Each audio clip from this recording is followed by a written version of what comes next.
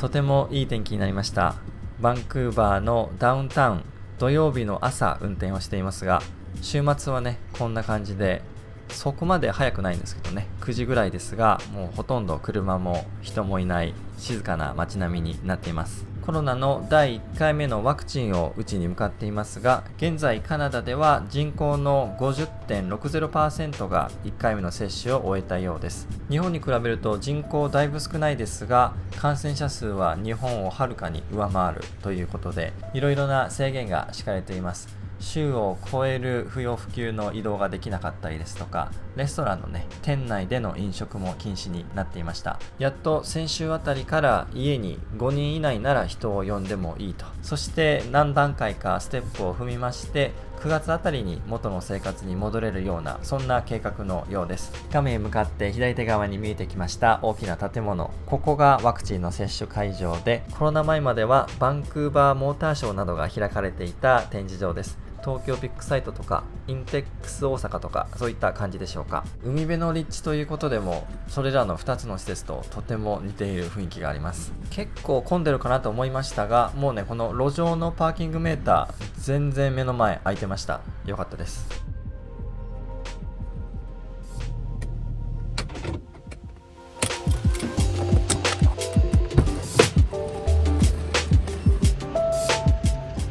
こちらがバンクーバーのパーキングメーター。コインを使って払うこともできますが、壊れていることが多いので、いつもアプリを使っています。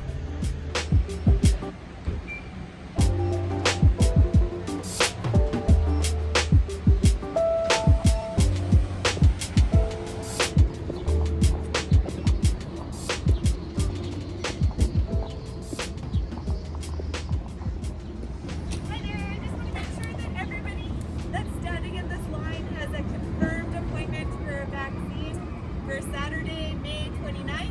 And if you could just double check your confirmations for that date, just to make sure you're here on the right date, that'd be super.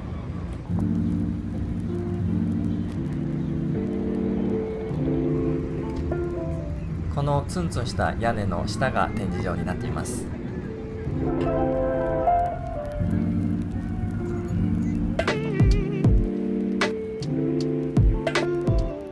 会場前で5分ぐらい並びましたが、中に入ってからはね結構スムーズでした。ただ中撮影禁止でしたので、この入り口しかありませんが、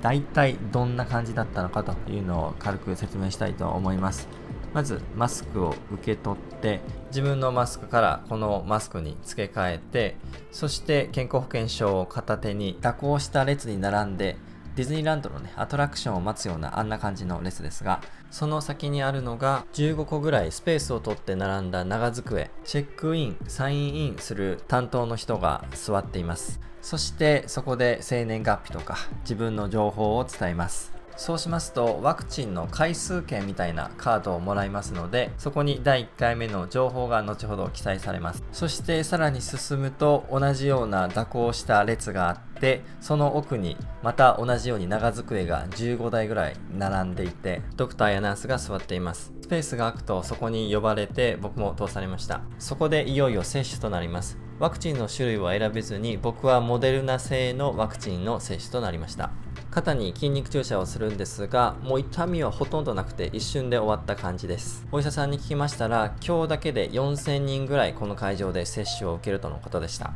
そして接種後、そのまま先に進むと、等間隔に開けられて設置された椅子がたくさん並んでいます。そこで15分間座って何か異常がないかの様子を見ます。スタッフの人がみんなに気分が悪くないかなど聞いて巡回をしていました。と同時にワクチン接種完了のステッカーを配っていましたので、それをもらい15分経ちましたので会場を後にします。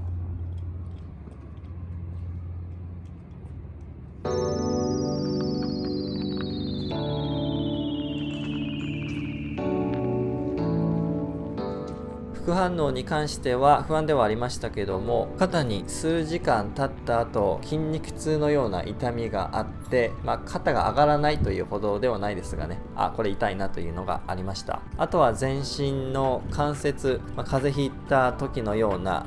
痛み、それもそんな痛くて動けないというほどではないですけども、若干痛みがあったというような感じです。そして2日3日経つともうそれもね引いてきてという感じなので、週末に受けてよかったのかなと思います。2回目の接種は2ヶ月後ということなので、それも予約して受けていきたいと思います。車に帰ってきましたが、この前上げた洗車動画の後、もうすぐ鳥にやられてしまいました。というわけで今回はカナダの情報をシェアさせていただきました。最後までお付き合いいただきありがとうございます。それではまたお会いしましょう。